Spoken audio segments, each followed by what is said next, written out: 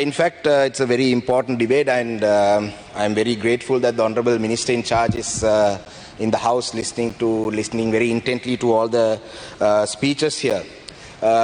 ගරු ඇමතුමා අපි මේ විවාදයේදී ප්‍රධාන වශයෙන්ම මම පාර්ලිමේන්තුවර තේරී පත්වෙච්ච මුල් කාලේ ඉඳලම විශාල අවශ්‍යතාවයක් ප්‍රධාන වශයෙන්ම අවස්ථාවක් ලෙස අපි කතා කරා මේ ෆෙරි සර්විස් එක පිළිබඳව.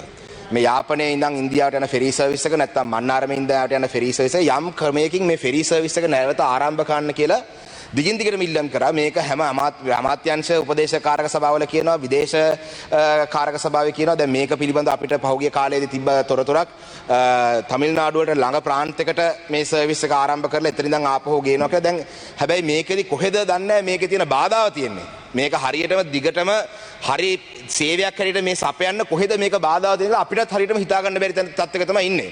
ඉතින් ගරු ඇමතුමාගෙන් මම මේක ඉල්ලීමක් කරනවා විශාල වශයෙන්. මොකද ඔබතුමා දන්නවා තමිල්නාඩුවේ ඉන්නවා මං හිතන්නේ ලක්ෂ 1.5ක් දෙයක් විතර ලංකාවේ ජීවත් වෙන්න බැරි නිසා 1980 ගණන් වල 90 ගණන් වල 2000 වගේ ගිහිල්ලා අදටත් ඒ රටේ සරණාගතය වශයෙන් ඉන්නවා. ලංකාවේ රජයට වගකීමක් තියෙනවා මේ ජනතාව වෙනුවෙන්. දැන් අද වෙනකොට මම දන්න විදිහට the government of India, the Tamil Nadu government, thankful to the chief minister, is spending almost 60 to 80,000 rupees per refugee who is in one of those camps.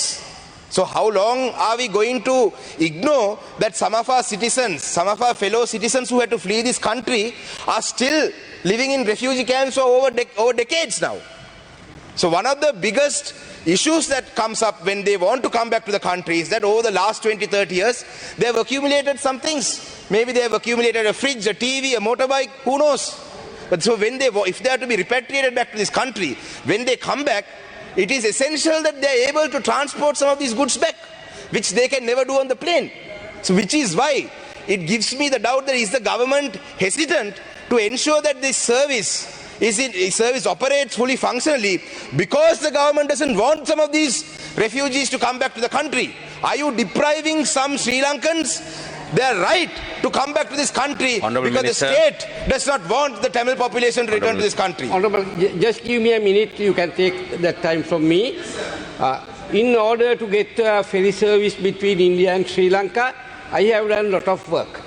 I had constant discussion with the Indian High Commissioner, and I spent 600 million for the KK's harbour. And I have put up the buildings. Honorable DC. Sir, I just want to tell you, I am not talking about the KK's harbour, sir. I am talking... Also, I had discussion with the Indian High Commissioner. He assured me that a ferry service will start within another 1 or 2 weeks' time to take Thank you. Thank you, Honourable Minister, for that clarification. So, thank you. Sir, my time. Sir, in the interest of time, our part, sir, in the interest of time, I would like to continue my speech. I am thankful to the Honourable Minister for the clarification that he provided. Honourable Minister, I have no doubt that the government of India will cooperate. My doubt is with the state. Presently you're the minister in charge of aviation and ports, but in the previous ministers also gave me such similar responses saying the ferry service will start in 2 weeks or 3 weeks, but we are still to see that ferry service operate.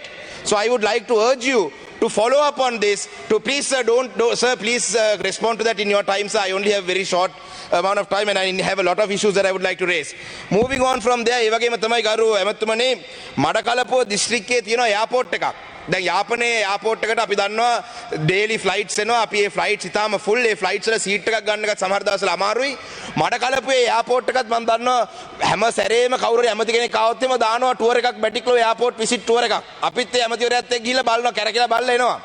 බල්ලාවට මේ බැටික්ලෝ දැනට තියෙන airport size එකත් එක්ක දැනට ගේන්න පුළුවන් එයාක්‍රාෆ්ට්ස් තියෙනවා. දැන් මාලදිවයිනේ වගේ තියෙන රටක මොන හරි කම්පැනියක් එක්ක අපි කතා කරලා අඩුම ගානේ ඒගොල්ලන් දෙන්න බදු සහන දෙනවනම් අන්න ඒ වගේ කට්ටියට දෙන්න. මොන හරි බදු සහනයක් දීලා මොකද ඒවියේෂන් මම දන්නවා IMF එකේ කොන්දේසිත් එක්ක බදු සහන දෙන එකේ යම් ගැටලු තියෙන්න පුළුවන්. හැබැයි මම උදාහරණයක් වශයෙන් කියන්නේ රටට කනෙක්ටිවිටි. යාපනයට එන ෆ්ලයිට් එකේ ඉඳන් තව ඩොමෙස්ටික් ෆ්ලයිට් එකක් කරා මඩකලපුවට තිරුකුණාමලයට මහනුවරට නුවරඑළියට එන්න පුළුවන් නම් කොළඹට එන්න පුළුවන් නම් මං හිතන්නේ අපිට මීට වඩා වැඩිපුර සංචාරක ප්‍රමාණයක් අපිට ගෙන්න ගන්න පුළුවන්. රටේ ඉන්න මේ දෙමළ සිංහල ඕන ඩයස්පෝරාක් දැන් ඩයස්පෝරා කොහම දෙමළ විතරක් නෙවෙයි ඩයස්පෝරා කියන වචනේ ලංකාවෙන් පිට ජීවත් වෙන ලංකාවේ කණ්ඩායම්. ඒතර දෙමළ සිංහල මුස්ලිම් ඔක්කොම ඉන්න මේ කණ්ඩායම් වලටත් මේක විශාල වශයෙන් ප්‍රයෝජනයක් තියෙන. ඒක නිසා මම කියන්නේ මේ තියෙන දේම අපි කරන්නේ නැතුව අලුත් වශයෙන් අලුත් විදිහට හිතලා මේ කොහොමද මාලදීවයිනට පුළුවන් නම් කුඩා ප්ලේන් ගෙනල්ලා කනෙක්ටිවිටි හදන්න. නිකන් ත්‍රිවිල් යනවා වගේ ප්ලේන් යන්නේ. අපිට බැරි කමක් නැහැ. ඒක නිසා මම ගරු ඇමතුමනි ඔබතුමාගෙන් ඉල්ලන්නේ මේ පිළිබඳව. හැබැයි අපිට දැනට තියෙන සේවය බැලුවම මම දැක්කා උදේ මගේ අපේ මිත්‍ර චන්දින් වීරක්කොඩි මන්ත්‍රීතුමත් ඇමතුමත් හිටපු ඇමතුමත් කියලා තිනවා ඊයේ දවසේ ශ්‍රී ලංකන් ගුවන් සේවයේ එන්න තිබ්බ ගුවන් යානාව මමත් පැය 12ක් පස්සේ තමයි ලංකාවට ආවේ. ඉතින් මේ ගුවන් ගමන පිළිබඳව කියන ගුවන් සේවාව ගැන කියනකොට ශ්‍රී ලංකන් ආයතනයේ විතරක් අපි මෙතනදී චෝදනා කරලා කරන්න බෑ. මොකද මට මතකයි කොවිඩ් කාලෙදී අලුතෙන් ප්ලේන් වගේක් මිලදී ගන්න උත්සාහයක් ගත්ත වෙලාවේ මේ පාර්ලිමේන්තුවේ ඉන්න කණ්ඩායමක් තමයි ඒක බ්ලොක් කරේ. ඒ අවස්ථාවේදී කොවිඩ් කාලේදී ඉතාමත්ම අඩු මිලකට මොකද කොවිඩ් කාලේ කවුරුත් ප්ලේන් ගත්තේ නැහැ. දැනට එන්ජින් ශ්‍රී ලංකන් ගුවන් යානාවේ එන්ජින් නැතිව ප්ලේන් තුනක් තියෙනවා. මේ එන්ජින් උනත් ඒ කාලේ අරන් තිබ්බනම් මොකද ලෝකේ කාටවත් එන්ජින් අවශ්‍ය නැහැ ප්ලේන් ඔක්කොම නවත්තලා තිබ්බේ. අපි ඒ කාලේ කරලා තිබ්බනම් මේ වෙනකොට ශ්‍රී ලංකන් ගුවන් සේවයට තියෙන අලුතෙන් ප්ලේන් මම දන්න විදිහට මම හරි මේක ගැන හොයලා බලන්න වහාම පරීක්ෂණයක් කරන්න ඒ බදු අරගෙන තියෙන ප්ලේන් ටිකෙන් මිලියන ගාණක් මම හිතන්නේ මිලියන 750ක් කොහෙද ඩොලර් ඒ ප්‍රමාණයක් එන එක නැති වෙයි කියන බයට මේ පාර්ලිමේන්තුවේ ඉන්න කණ්ඩායමක් තමයි ඒ අවස්ථාවේදී අලුත් ප්ලේන් මිලදී ගැනීම නැවතුවේ. දැන් මේ සේවකයන්ගේ ඉල්ලීම් ටික බැලුවම සමහර අවස්ථාවල අමතුමා හොයලා බලන්න සමහර නිලධාරීන් ඉන්නවලු ඇමතිතුමාටත් වඩා පවර්ෆුල් නිලධාරීන්. ඒ කියන්නේ සමහර නිලධාරීන් ඉන්නවලු මේ තීරණයක් අරගෙන දැන් ශ්‍රී ලංකන් එයාර්ලයින්ස් එකේ ෆ්ලයිට් කැබින් ක්‍රූ එකට ඒගොල්ලන්ගේ ඩිනර් අලවන්ස් එක මීල් අලවන්ස් එක ඒ යන ළමයිට ඒ යනකොට ඒ පිරිමි ළමයිට ගෑනු ළමයිට ඒ කණ්ඩායමට ප්ලේන් එකේ දෙන කෑමම රැට කන්න කියනවා. ඒ ප්ලේන් එකේ දෙන කෑම වේලේ සත්‍ය අපිත් දන්නවා. මොකද ප්ලේන් එක හැම සාමාන්‍ය කෑම වේලට දෙන්න පුළුවන්. ඒ මීල් අලවන්ස් එක පවා කොවිඩ් වලට පෙර තිබේ මීල් අලවන්ස් එක පවා දෙන්න කියලා තීන්දුවක් ගත්තම ඒ තීන්දුව ක්‍රියාත්මක කරන්න යම් නිලධාරීන් කැමති නැහැ කියලා කියනවා. මේක සමහරකට සභාපතිවරයා ගන්න හරි තීන්දුව වලටත් නිලධාරීන් සහයෝගය දක්වන්නේ නැහැ කියනවා. සමහර මේ මට නිලධාරීන්ගේ කටකතා අපි හරියට බලන්න සමහර නිලධාරීන් කියනවා ඇමතිතුමා කියලා ඔබතුමා රාජ්‍ය ඇමතිතුමාත් දන්නේ මේ ආයතනයේ විතරයි සමහරට ඇමතිතුමා යනවලු නිලධාරීන්ගේ කාර්යාලයට කතා කරන්න කියලා මේ නිලධාරීන් කියනවා. ඉතින් අපිට දැන් ඉතාමත්ම මේ ග්‍රවුන්ඩ් ස්ටාෆ් එකේ ඉන්න අය, ග්‍රවුන්ඩ් හැන්ඩ්ලින් කරන අය, ප්ලේන් එකේ ඉන්න ස්ටාෆ් එක ඒ වෙන අමාරුව ඔක්කොම එන අනිත් පැසෙන්ජර්ස්ලා පැය 12ක් ලොන්ජ් එකට ගිහලා හොඳට කන පැලෙන්න බීලා ලොන්ජ් එකේ ඉඳන් නැගලා ප්ලේන් එකේ නැග්ග වෙලේ ඉඳන් ඒ ප්ලේන් එකේ ඉන්න ගෑනු ළමයිටයි චෙකින් කවුන්ටරේ ඉන්න ගෑනු ළමයිට තමයි බයින්නේ. අපි මේ ඇස් එකෙන් දැක්ක දේවල්. ඉතින් ඒක නිසා මේකේ එක කණ්ඩායමකට විතරක් අපි වැරද්දක් කියලා හරියන්නේ නැහැ. ශ්‍රී ලංකා ගුවන් සමාගම ප්‍රයිවටයිස් කරනවා නම් ලංකාවේ පුරවැසියන්ට ඒකේ වැඩිපුර ලාභයක් ලැබෙන විදිහට තමයි ප්‍රයිවටයිස් කරන්න ඕනේ.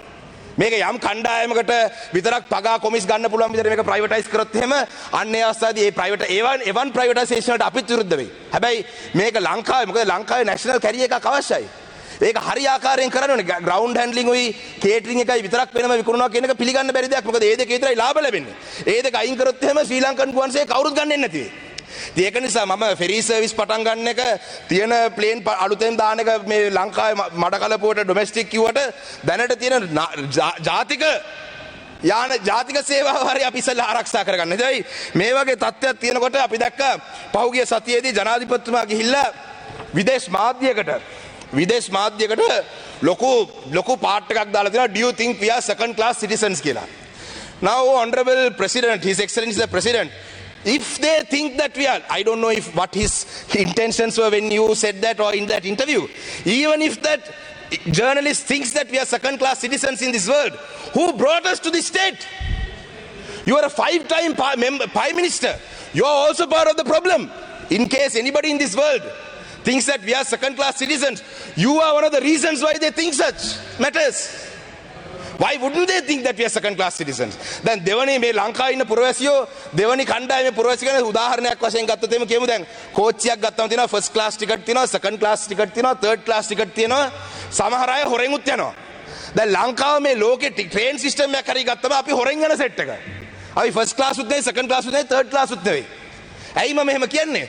ඒ මිනිස්සු එහෙම හිතන එක වැරද්දක් නෙවෙයි. මොකද අපිත් මේ විදේශ රටවල් වල තියෙන සමුළු වලට රැස්වීම වලට යනකොට අපෙන් අහන්නේ you are from the country where judge has fled the country because there is no safety for him. අපෙන් අහන්නේ මොනවද?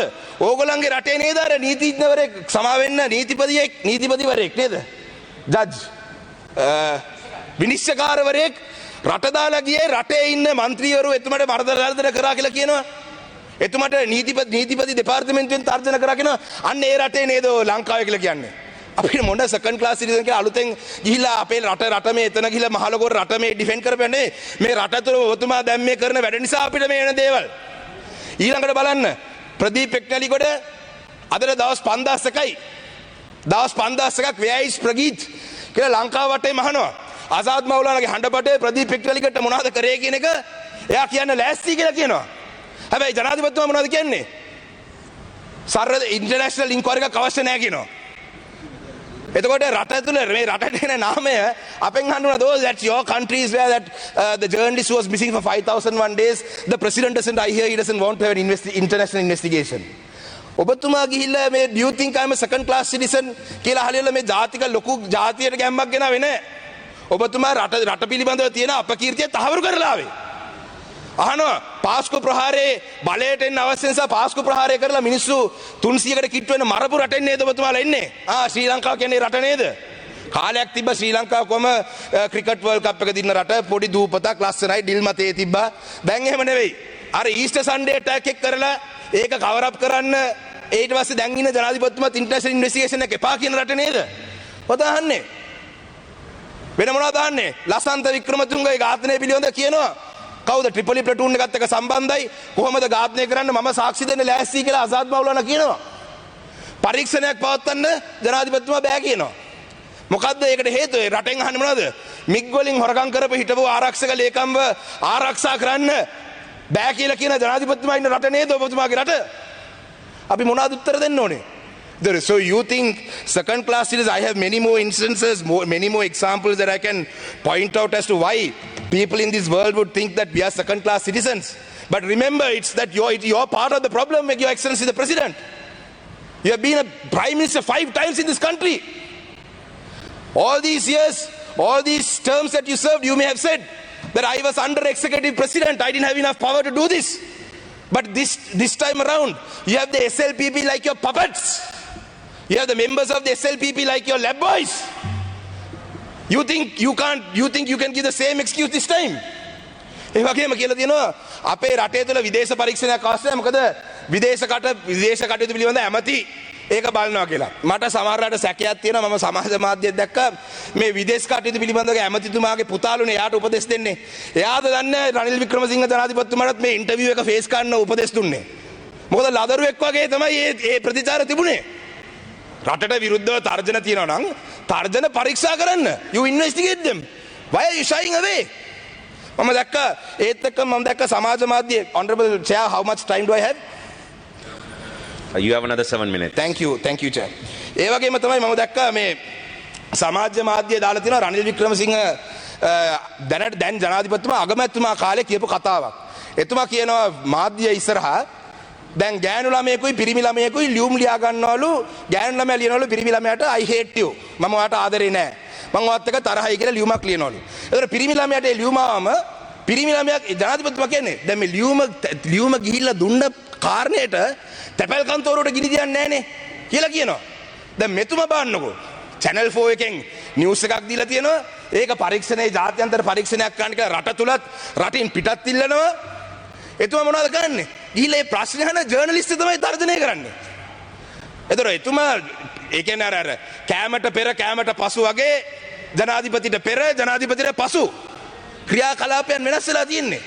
ඉතින් ඒත් එක්කම තමයි අපිට ඉතා පැහැදිලි ඒකෙම කෑල්ලක් හැටියට තමයි මම හිතන්නේ මේ ඔන්ලයින් සේෆ්ටි බිල් එක අපි දැක ගන්න පුළුවන්. දැන් මේ ඔන්ලයින් සේෆ්ටි බිල් එක කියලා ගෙනල්ලා මේ ඔන්ලයින් සේෆ්ටි බිල් එක කියන්නේ මේ රට තුල තියෙන මම දැක්කා I was just part of a conference on religious freedom and Sri Lanka was one of the countries that we didn't have specific laws to curb religious freedom. Rather, sorry, we were one of the signatories to the ICCPR Act, but blasphemy laws, we didn't have any blasphemy laws, direct blasphemy laws. So this online safety bill is going to act as one. Right now we have the ICCPR Act which is being abused to arrest people who are against your view. to use against people with minority opinions in this country. So this online safety bill, if it's brought, it will give the president immense amount of power to ensure that every voice that is against him can be suppressed. දැන් උදාහරණයකට මේ online safety bill එක ගෙනාවොත් එහෙම ඒකේ මගේ මේ කතාව දැන් යනවා මේ කතාව YouTube channel එකක් අරන් දානවා නැත්නම් මම පාර්ලිමේන්තුවේ එළිය කතා කරන කතාවක් ගන්නවා ඒක YouTube channel එක දානවා කවුරු හරි කණ්ඩායමක් මේ online safety commission එක හරි ඒ කමිටුවට කියන කම්ප්ලේන්ට් එකක් දානවා මෙන්න මේ YouTube channel එකෙන් මට විරුද්ධ මෙහෙම ආණ්ඩුවට විරුද්ධ ප්‍රකාශයක් කරලා තියෙනවා. එතකොට මේ කමිටුවේ ඉන්නේ 5 දෙනා. ඒ 5 දෙනා පත් කරන්නේ ජනාධිපති. මං හිතන්නේ if I'm wrong please correct me, it's not even the constitutional council that appoints the 5 of them. Directly the executive president will appoint them. So මේ 5 දෙනා මොනවද කරන්නේ? ජනාධිපතිතුමාගේ පස්සේ අපි දැක්ක ජනාධිපතිතුමා පත් කරන කට්ටිය මැතිවරණ කොමිසමෙන් ඉල්ලා ආස්වෙන පහුගිය කාලෙදී. මැතිවරණය ප්‍රකාශ කරලා දිනවල ජනාධිපතිතුමාගේ උමනාවට මැතිවරණ කොමිසමෙන් අයින් වෙන කණ්ඩායම් හිටියා. ඒ වගේ කාලයක ජනාධිපතිතුමා පත් කරන කොමිටුවක් මොනවා වෙයිද? ඒ 5 දෙනා තමයි තීරණය කරන්නේ මිලියන 21ක් ලංකාවේ ජනතාව කියන දේවල් හරිද වැරදිද කියලා.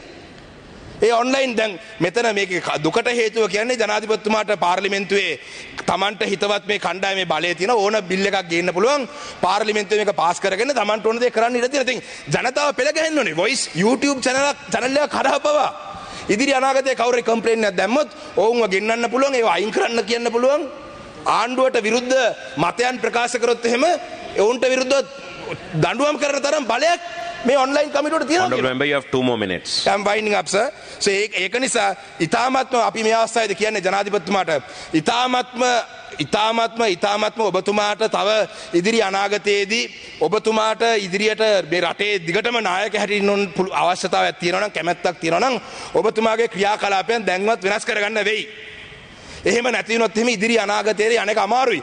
IMF එකේ දෙවනි කාර්තුවත් ලැබෙන්නේ නැති තත්ත්වයට ඇවිල්ලා තියෙනවා. IMF එකෙන් දාලා තියෙන කොන්දේසි 17 මෙතන තියෙනවා. ලංකාවේ ඉන්න කණ්ඩායම් වලට IMF එකෙන් කරගෙන තියෙනවා ලංකාවේ තියෙන දූෂණ ගැන. ඒකේ කියනවා IMF එකෙන් කියනවා ලංකාවේ තියෙන කුපාඩි වැඩ ටික ඔක්කොම IMF එක කියනවා දැන්. ඉතින් අපි කලින් ඉඳන්ම කිව්වා මේවා හරියට හදලා තිබ්බනම් අද වෙනකොට IMF එකෙන් ඇවිල්ලා කියන කලින් අවස්ථාවක් නැහැ. අවසාන වශයෙන්ම ஜனாதிபதி அவர்கள் எதிர்வரும் வெள்ளி சனி ஞாயிற்றுக்கிழமையிலே மட்டக்களப்புக்கு வருவதாக நாங்கள் அறியக்கூடியதாக இருக்கின்றது. மட்டக்களப்பில் தொடர்ச்சியாக 22 நாட்களாக இன்றையுடன் 22 நாட்களாக மயிலத்தமடு மாதவனி என்ற பிரதேசத்திலே பண்ணையாளர்கள் தொடர்ச்சியாக ஆர்ப்பாட்டத்தில் ஈடுபடுறார்கள். இந்த பண்ணையாளர் எதுக்காக ஆர்ப்பாட்டத்தில் ஈடுபடுறார்கள் என்று சொன்னால் தங்களுடைய மேச்சத்தர நிலங்களை அபகரித்து அந்த மேச்சத்தரையிலே ஏனைய மாவட்டங்களில் இருந்து அமைச்சருடைய வழிகாட்டலிலே இந்த மேச்சத்தரையிலே புதிதாக விவசாயம் செய்வதற்கு ஏனைய மாவட்டங்களிலிருந்து வருவதுதான். இதிலே அவர்கள் விரும்பினால் எங்கேயாவது ஒரு காட்டு பிரதேசத்தை காட்டை அழித்து வெளியாக்கி அமைச்சர் விரும்பிய மாதிரி செய்யலாம். மேச்சத்தரை என்றது நாங்கள் புதிதாக உருவாக்க முடியாது. நாங்கள் புதிதாக காடை வெட்டி புல்லை வளர்க்க முடியாது. மட்டக்களப்பு மாவட்டத்திலே விவசாய ஆரம்ப கூட்டம் மாவட்ட மட்ட பிரதேச மட்டத்தில் சொல்லப்பட்டிருக்கு. இந்த விவசாயம் பெரும்போகம் ஆரம்பிக்கும் பொழுது கால்நடைகளை நீங்கள் மயிலத்தமடு மாதவன் என்ற அந்த மேச்சத்தரைக்கு கொண்டு போக வேண்டும் என்று. தற்பொழுது அந்த மேச்சத்தரைக்குள்ளே வெளி பிரதேசங்களிலே இருந்து வந்து விவசாயம் செய்வர்கள் இருந்தால் இந்த மாடை நாங்கள் எங்க கொண்டு போவது? இதுதான் பண்ணருடைய கேள்வி. இவர் இதை நிவர்த்தி செய்வதற்காக ஒரு போலீஸ் போஸ்ட் ஒன்றை போட்டிருக்கேன்னு ஜனாதிபதி சொல்றார். போலீஸ் போஸ்ட்ல இருக்கிறவர்கள் ஒரு பண்ணையாளரை அடிச்சு தாக்குன்னு ஒரு பிக்குவை விசாரணை செய்ய வரும் பொழுது முதலாவது வந்து பிக்குடைய காலில் விழுந்து ஆசீர்வாதம் வேண்டிட்டு வந்து பிறகு எவ்வாறு அந்த பிக்குக்கு எதிராக நடவடிக்கை எடுக்கிறது? நான் முடித்துக் கொள்கிறேன். இந்த பண்ணையாளருடைய கோரிக்கை ஜனாதிபதி அவர்கள் வாயாலே இதை நிவர்த்தி செய்கிறேன் என்று அவர் வாக்குறுதி தந்திருந்தாலும் கூட மயிலத்தமடு மாதவன் என்ற பிரதேசத்திலே இருந்து வெளி பிரதேசத்திலே இருந்து வந்து இந்த விவசாயம் செய்து எங்களுடைய பண்ணருடைய வாழ்வாதாரத்தை அழித்துக் கொண்டிருக்கிற அகற்றும் வரைக்கும் இந்த போராட்டம் தொடரும். இது இன்று 22 நாளாக இருக்கின்றது. இது இன்னும் தீவிரம் அடையும் வரைக்கும் ஜனாதிபதி அவர்கள் வைத்திருப்பாராக இருந்தால் இதனுடைய பின்விளைவுகளை ஜனாதிபதி அவர் இந்த வெள்ளி சனி ஞாயிற்றுக்கிழமை மட்டக்களப்புக்கு வரும் பொழுது பார்க்கக்கூடியதாக இருக்கும். அந்த அடிப்படையிலே நான் இன்று காலையிலேயும் கூட ஜனாதிபதி செயலகத்துக்கு இதை அறிவித்திருக்கிறேன். நேற்றைய தினம் கூட கௌரவ சுமந்திரன் நான் இந்த ஸ்ரீலங்கன் ஏர்லைன்ஸ் பிரச்சனையால் என்னால் ஜனாதிபதியுடைய சந்திப்புக்கு வர முடியாமல் போனது. கௌரவ சுமந்திரன் நேற்றைய தினம் சந்தித்து ஜனாதிபதி வாக்குறுதியை தந்திருக்கிறார். நான் இதை நிவர்த்தி செய்வேன். ஆனால் ஜனாதிபதி மட்டக்களப்புக்கு வருவதற்கு முதல் இதை நிவர்த்தி செய்யாவிட்டால் நாங்கள் மக்களுக்காக இல்லாவிட்டாலும் வாய் பேச முடியாத அந்த சீவன்கள் 400,000 அந்த கால்நடைகளுக்காக நாங்கள் ஒரு பாரிய எதிர்ப்பினை ஜனாதிபதிக்காக காட்ட வேண்டியதாக வரும் என்ற செய்தியை சொல்லி என்னுடைய நாங்கள் ஜனாதிபதிக்கு முதலாம் பிரஜைக்கு தர வேண்டிய அந்த கவனிப்பை நாங்கள் தருவதற்கு தயாராக இருக்கிறோம் என்ற செய்தியை சொல்லுமாறு அண்ணன் மனோ கணேசன் சொன்னதை நான் சொல்லியிருக்கிறேன். நன்றி, வணக்கம். Thank you.